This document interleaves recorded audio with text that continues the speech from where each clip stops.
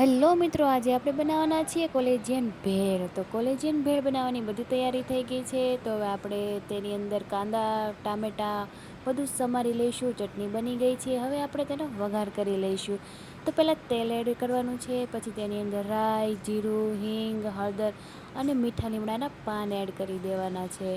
પછી હવે તેની અંદર લાલ ચટણી એડ કરી દેવાની છે. પછી હવે આપણે તેની અંદર થોડું પાણી મિક્સ કરી બટેકાનો માવો એડ કરી દેવાનો છે. બટેકાના માવાને સારી રીતે મિક્સ કરી લેવાનો છે. પછી તેની અંદર આપણે ભેળનો મસાલો એડ કરી દેવાનો છે. સારી રીતે મિક્સ થઈ ગયો છે. પછી તેની અંદર લાલ ચટણી એડ કરી દેવાની છે. થોડું મીઠું એડ કરી દેવાનું.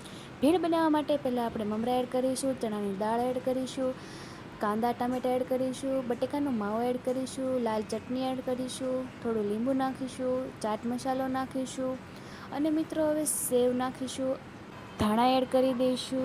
તો મિત્રો આપણી કોલેજિયન ભેળ તૈયાર છે.